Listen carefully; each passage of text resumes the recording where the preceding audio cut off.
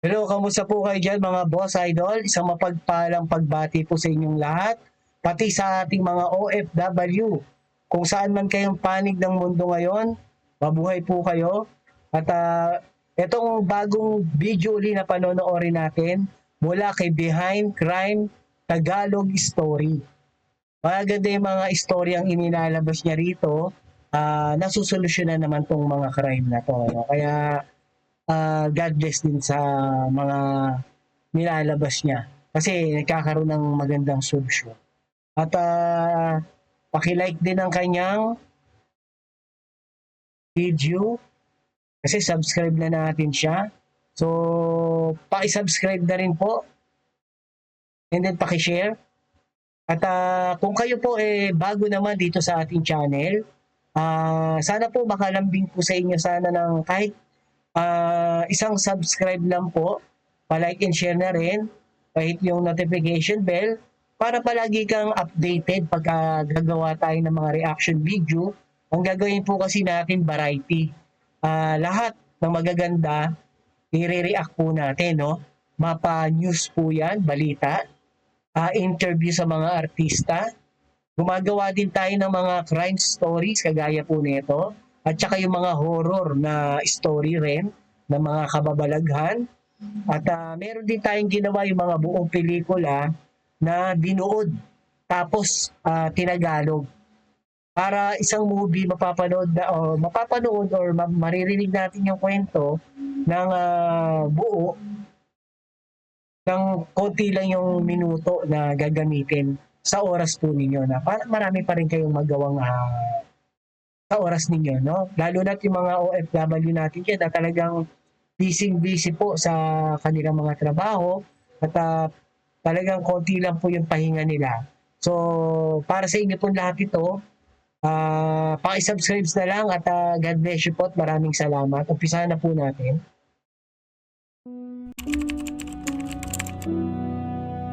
Ito po alamin natin, no? Update to sa pagbaril sa dating US President na si Donald Trump. So, Tagalog crime stories to, no? Ito ang sitwasyon ng lugar na iniwan matapos ang pangyayaring gumimbal sa buong mundo. Nito lamang, July 13, 2024, ay binaril ang dating US President Donald Trump na tumatakbong muli sa pinakamataas at pinakamakapangyarihang posisyon sa buong mundo. Sa kabutihang palad ay tainga lamang niya ang tinamaan na 1 pulgada na lamang sa kanyang kamatayan. Ngunit sino ang naglakas loob na patayin siya at ano ang kanyang posibleng motibo?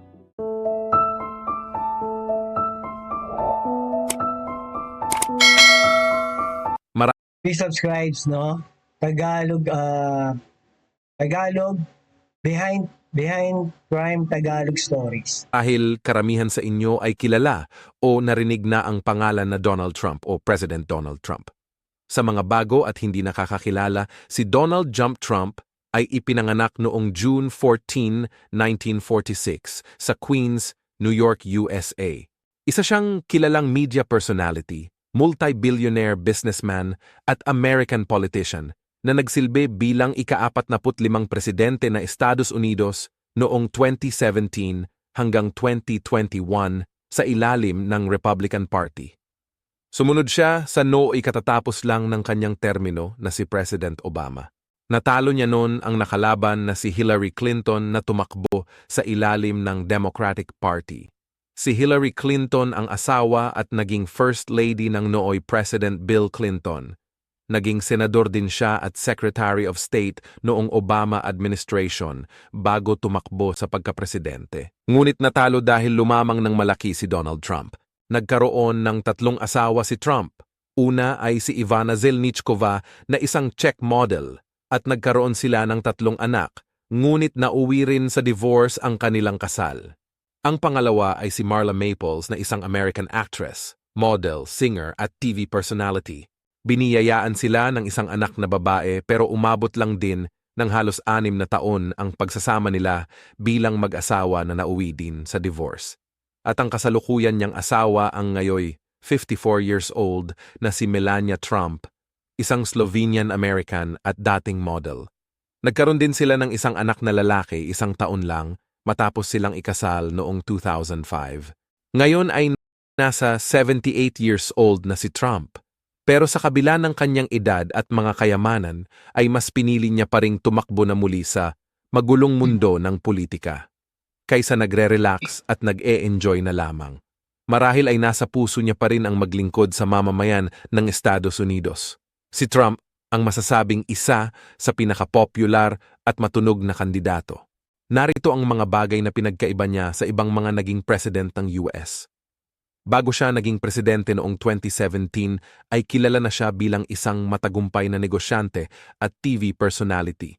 Hindi tulad ng karamihan sa mga politiko, wala siyang karanasan sa pampublikong serbisyo bago ang kanyang pagkapangulo.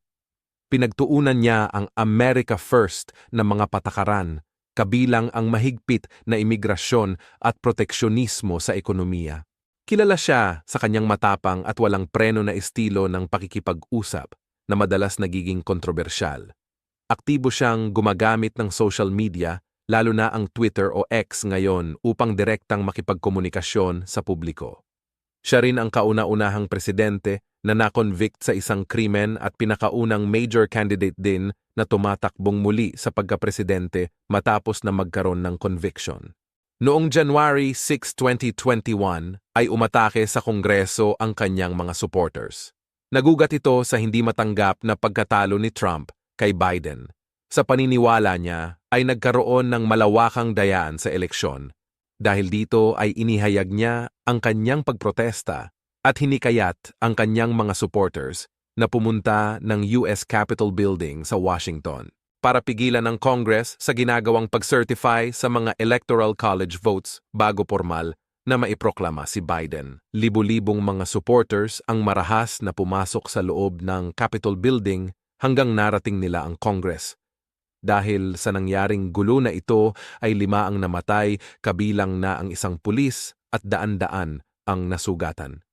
1 linggo matapos ang gulong ito ay naghain ng impeachment ang Congress laban kay Trump sa pangalawang pagkakataon. Ang una ay noong 2019 dahil sa abuse of power at obstruction of justice, pero na-acquit siya dahil pumabor sa kanya ang desisyon ng Senado. Ngayon sa pangalawa ay muli na naman siyang kinatiga ng Senado kaya hindi rin tuluyang naalis. Pero noong January 2021 matapos ang gulong nangyari sa Capitol Building, ay ganap nang nanumpa si Pangulong Joe Biden sa pwesto. Bukod sa mga naunang kaso, ay may iba pang kinakaharap si Trump tulad ng mga paninirang puri at sexual na pang-aabuso, pagtatangkang baliktarin ang resulta ng eleksyon sa Georgia noong 2020, at ilegal na paghawak ng classified documents pagkatapos niyang umalis sa White House noon. Pero kahit na nahatulan siya ay maaari pa rin siyang tumakbo bilang Pangulo dahil walang batas sa konstitusyon ng US na nagbabawal sa mga nahatulan na tumakbo sa opisina. Kaya noong November 15, 2022 ay inihayag ni Trump ang kanyang muling kandidatura para sa 2024 United States presidential election. Pero noong December So, yan. Ito election sa Amerika. Itong darating na November 5.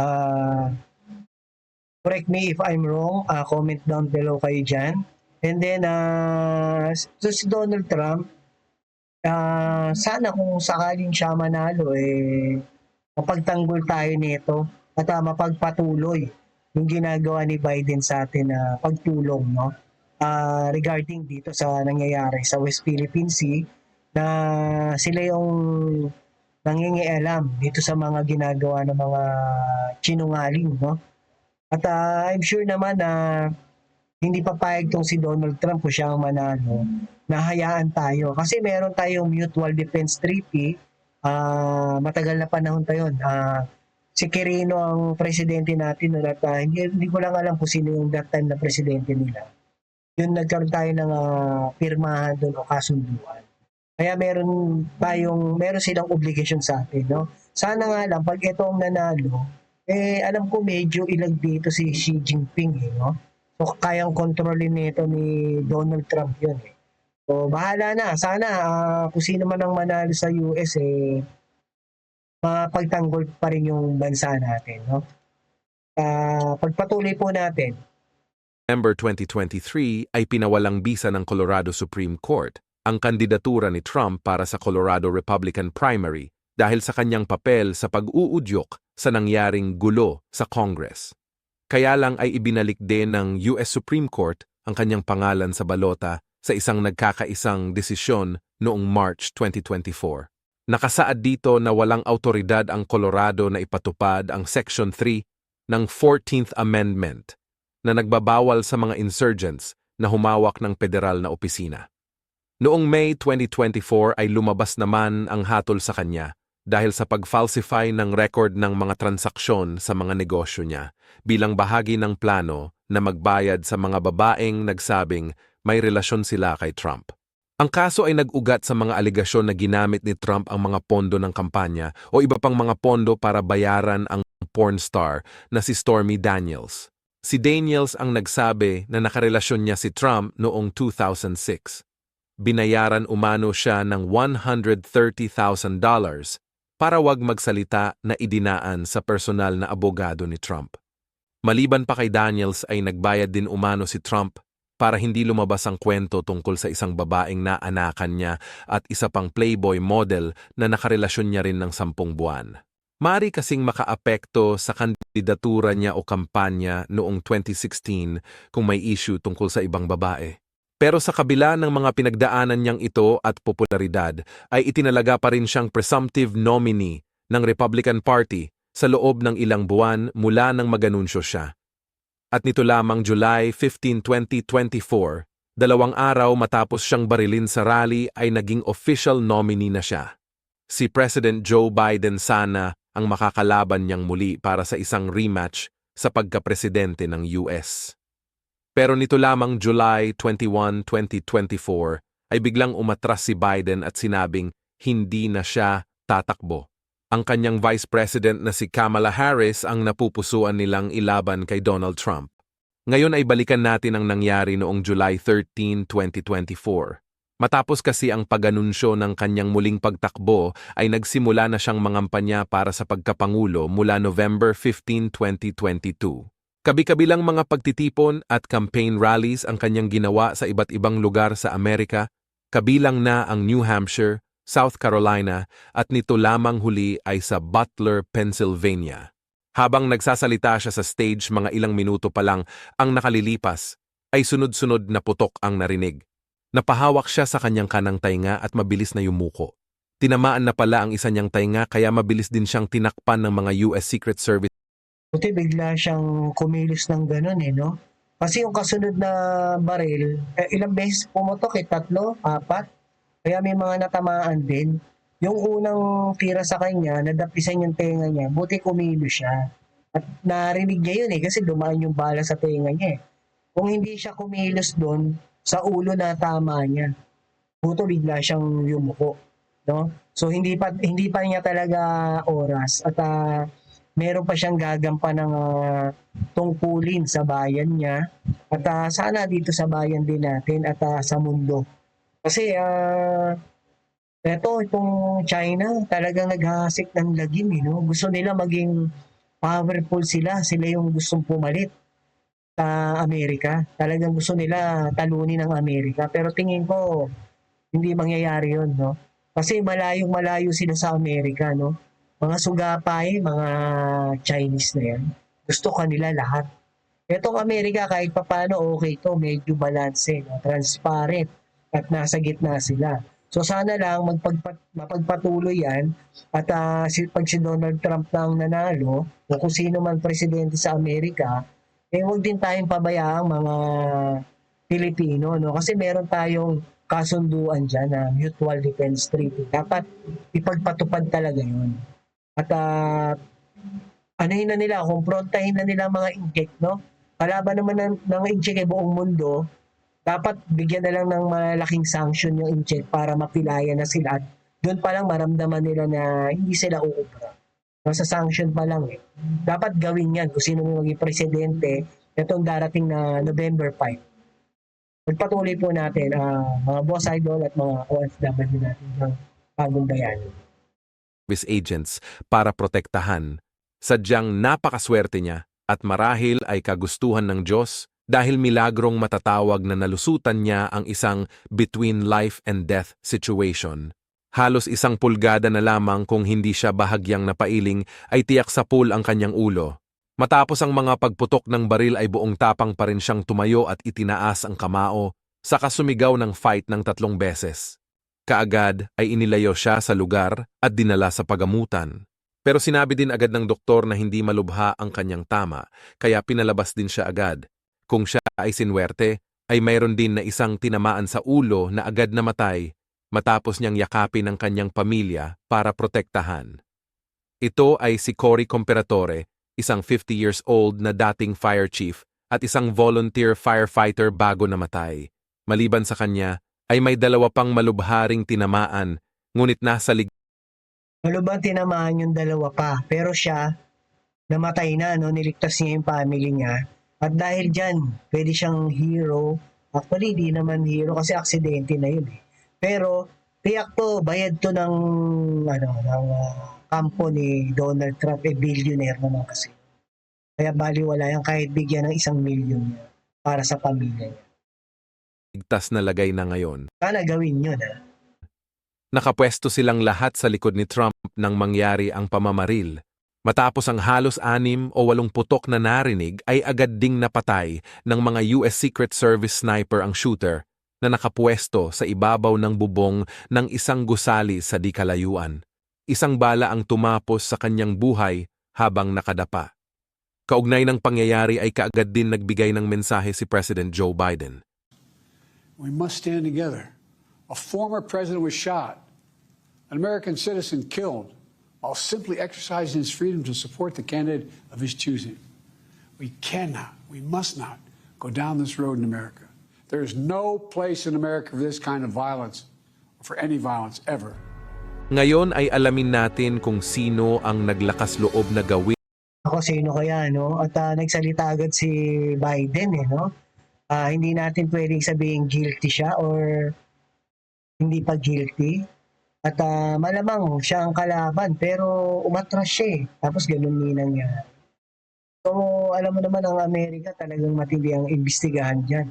Kaya pagpatuloy po natin. ang nabigong pagpatay na ito sa masasabi nating makapangyarihang tao at nasa isang mahigpit na security area. Nagkaroon nga ba ng security lapses kaya nakalusot ang shooter? At ano nga ba ang kanyang motibo para gawin ito? Matapos ang isang araw ay nakilala ng FBI na ang lalaking bumaril ay isang nagngangalang Thomas Matthew Crooks. Si Thomas Matthew Crooks ay isang 20 years old na binata na nakatira sa Bethel Park, Pennsylvania na may layong 1 oras na biyahe mula sa pinagdausan ng rally. Kaya pala namatay din agad, no? Kasi dapat dun pagputok niya at wala, palpak eh, di ba? Bata pa kasi, ba't bata yung kinuha? Kaya napatay din siya eh. Tagal niya ron eh, hindi niya naman talaga, dapat alam niya na pagka nagsasalita yung mga big time na mga kagaya ni Donald Trump na mga billionaire, alam na kasi yung pwedeng mangyari yan. Kaya pinakalat na yung mga sniper din ng mga bodyguard niya. Kaya yari siya. Bata, siguro kung medyo hindi na bata, baka pwedeng tapos na buhay niya. Kaya sigurado kagustuhan ng Diyos yun. Pero meron pa siyang responsibility ng gagawin na. Ang lugar na ito ay may 30,000 residente lamang na nakatira at nag-iisang high school lamang na may 1,300 estudyante.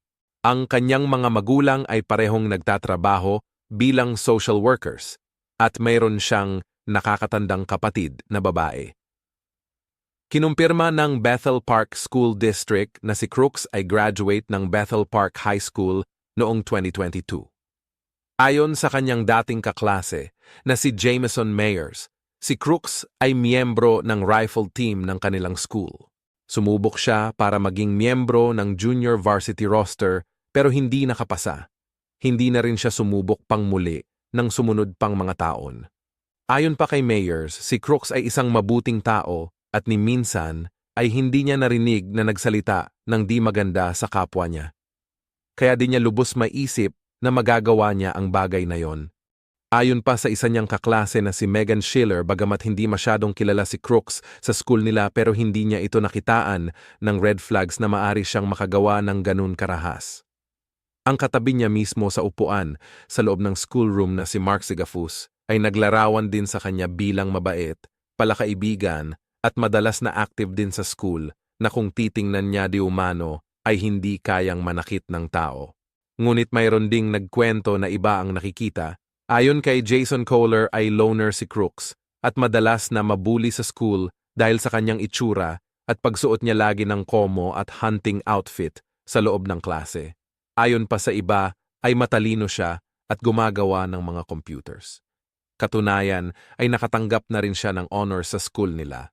Nitong May 2024 ay kaga-graduate niya lang din ng college sa Community College of Allegheny County ng kursong Associate in Science degree in Engineering Science. Nagtatrabaho siya bilang dietary aide sa Bethel Park Skilled Nursing and Rehabilitation Center. Natuklasan din na miyembro siya ng isang gun club sa kanilang lugar at wala din daw siyang criminal records. Isa din siyang registered Republican at sa kanyang edad ay nakitaan na siya ng interest sa politics. Noong January 2021, sa edad niyang 17, ay nabalita na nag-donate siya ng $15 sa Progressive Turnout Project, isang organisasyon na nagtataguyod ng paglabas ng mga botante para sa Democratic Party. Noong isang linggo bago siya mag-18, ay nagparehistro siya bilang Republican at minsan lang bumoto noong 2022 midterm general election. Nang makuha ang kanyang katawan, ay nakasuot siya ng damit na may tatak na Demolition Ranch. Isang popular na gun-related YouTube channel na may 11 million subscribers. Nalaman na noong July 5 ay nakita siyang bumili ng isang box ng bala sa isang gun store, 2 araw matapos i-anunsyo na magkakaroon ng campaign rally. Noong umaga ng July 13, araw ng rally ay pumunta siya ng rally site at nanatili muna ng 1 oras bago umalis. Bumalik lang siya ulit bandang alas 5 ng hapon bago magsalita si Trump. Una nang napansin ng sniper na nakaposisyon sa isang building habang nasa baba pa si Crooks at may hawak na rangefinder. Kahina-hinala na ang kanyang kilos pero hindi niya pahawak ang baril niya kaya kinuhaan siya ng picture. Pero ilang saglit lang din ay nawala siya sa pwesto niya. Itinawag sa radio ng nakakita sa kanya para ialarma ang mga kasamang pulis at Secret Service. Nung oras na nawala siya sa paningin ay yun na ang puntong umakyat siya sa isang building na nasa labas ng security zone. Dumaan siya sa air conditioning unit na abot mula sa baba hanggang narating niya ang bubong. Mula dun ay gumapang siya papunta sa bubong ng katabing American Glass Research Building kung saan pumosisyon siya. Sa loob naman ng building na ito ay may mga nakaposisyon na snipers pero wala silang kaalam-alam na nasa itaas na pala nila ang kalaban. Ito rin ang puntong may nakakitang mga testigo habang gumagapang si Crooks, kaya kinuhaan nila ng video. Ayon pa sa isang nakasaksi, ay kitang-kita niya na may rifle ang nakita niyang tao sa bubong. Kaagad nilang ipinaalam sa mga pulis ang nakita at itinawag naman ng mga pulis sa Secret Service. Habang ang isang pulis Kaya pala napatay din agad 'to, may mga nakakita na. So, talagang hindi siya professional at bata pa, 'no? Kasi ayun, dapat diyan kahapon pa lang nandiyan na siya. Gano'n dapat ginawa niya. ay lumapit naman sa building kung nasaan si Crooks. Pero ayon sa kanya, ay itinutok ni Crooks ang baril niya, sa kanya kaya napaatras siya. Makalipas lang ang halos 2 o 3 minuto ay narinig na ang unang putok na sinundan pa ng sunod-sunod na putok. Nang nakumpirmang napatay na si Crooks, ay nakuha sa katawan niya ang isang caliber 5.56mm AR-15 semi-automatic rifle. Sa sasakyan niya na nakapark sa di kalayuan ay natagpuan din ang mga IEDs, bullet vest, 3 loaded na magazines at drone. Pinaniniwalaan na nagpalipad muna siya ng drone para mareko ng aerial view at kung saan magandang pumwesto. Nakuha rin sa bulsa niya ang isang remote control na nakakonek sa IEDs na natagpuan sa sasakyan niya. Sa tingin ng mga pulis ay plano itong pasabugin ni Crooks para lituhin ang atensyon nila sa pagtakas niya. Nakuha naman sa kanilang tahanan ang mga materyales sa paggawa ng bomba. Natagpuan din ang isang backpack na sa tingin ng mga otoridad ay pagmamay-ari niya at ang hagdan na binili niya ilang oras bago ang insidente, pero walang indikasyon na nagamit niya ito. Nalaman din na ang baril na kanyang ginamit ay nabili ng legal at nakarehistro sa kanyang ama. Hindi pa malinaw kung bakit nagkaroon ng lapses gayong napakahigpit ng security kay Trump bilang isang dating presidente. Kaya nagtuturuan ng local police at mga agents ng Secret Service dahil sa kapalpakan. Patuloy ang isinasagawang investigasyon ng FBI patungkol sa posibleng motibo ng suspek. Isa lamang ang malinaw, nag-iisa si Crooks at hindi nila nakikita na ito'y may kinalaman sa terorismo o iba pang puwersa. Inungkat din lahat ng mga nakausap at pinuntahan niya nitong mga nagdaang araw. Maging ang kanyang cellphone ay nabuksan na rin ng FBI at dito ay nakita ang iba't ibang picture ng mga politiko kagaya ni na Donald Trump, President Joe Biden, House Speaker Mike Johnson at House Minority Leader Hakeem Jeffries.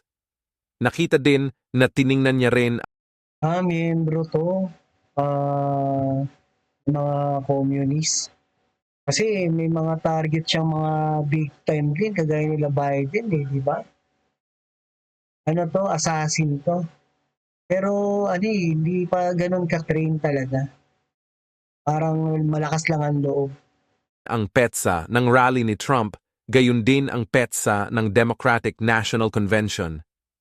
Pati sa kanyang mga browsing history ay nakita rin na nag-search siya tungkol sa mass shooting incident sa Michigan High School noong 2021.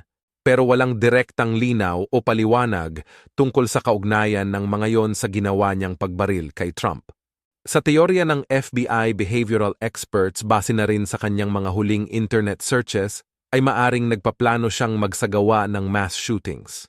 At nagkataon na ang rally ni Trump ang isang magandang pagkakataon para sa kanya. Pero hindi kagaya ng ibang mass shooters na madalas nagiiwan sila ng mga palatandaan o paliwanag kung bakit nila nagawa yon, kay Crooks ay konti lamang ang clue na naiwan sa kanyang kwarto at mga online information. Maging ang aspeto ng political at ideological niyang paniniwala ay hindi malaman. Ito ang isa sa mga katanungan na patuloy nilang hinahanapan ng kasagutan. Kung hindi agad napatay ang suspect ay maaring malaman pa ang kanyang motibo. Maging ang mga magulang ni Crooks ay nagulat din at di matukoy ang dahilan ng kanilang anak. Gayunpaman ay nakikipagtulungan sila sa mga otoridad. Ang insidenteng ito ay ikalawang beses na pagtangkang patayin ang high-profile at pinaka-controversial na si Trump. Dahil noong June 2016 habang nasa isang campaign rally siya sa loob ng Treasure Island Casino sa New York ay pinagtangkaan na rin siya. Ang suspect ay nakilalang si Michael Puro bata no? 20 rin to. Sanford, isang 20 years old na lalaking British na overstaying na sa US. Umattend siya ng nasabing rally at lumapit sa isang police officer para magtanong kung pwede magpa-autograph kay Trump, ngunit ilang sandali lamang ay tinangka niyang agawin ang baril ng pulis. Mabuti na lamang ay alerto ang mga pulis at nakontrol siya agad. Nung isinailalim siya sa pagtatanong, ay inamin niyang gusto niyang patayin si Trump dahil racist ito di umano. Ang tangkang pagpatay sa presidente ng Amerika ay hindi na bago dahil sa mga naitala ng kaso dati pa. Bagamat may teorya na ang FBI sa posibleng motibo ni Thomas Matthew Crooks, ay patuloy pa rin ang isinasagawa nilang investigasyon.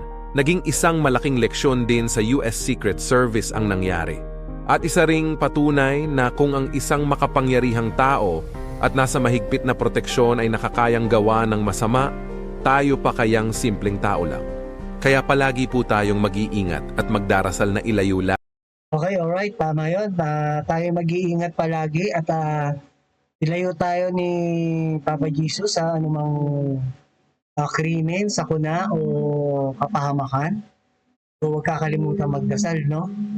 So ngayon, yun nga, marami nagtatangka sa buhay ni dating President Donald Trump. Pero para sa akin, kahit sino manalo sa Amerika, okay lang. Basta kahit papaano, nandun yung suporta nila sa Pilipinas, lalong-lalo na sa nangyayari dito sa West Philippine Sea. At kung sino man ang mananalong presidente sa Amerika, sana maging kamay na bakal sila. Lalo para sa mga ginagawa ng Chino. No? Sana hindi nila palagpasin yan. Ayun lang po at maraming salamat po sa pag-subscribe po ninyo at panonood. Hanggang sa muli po, si Tio Paing ang nagsasabing life is short, be happy, and world peace. Peace lang po, no? Kapayapaan.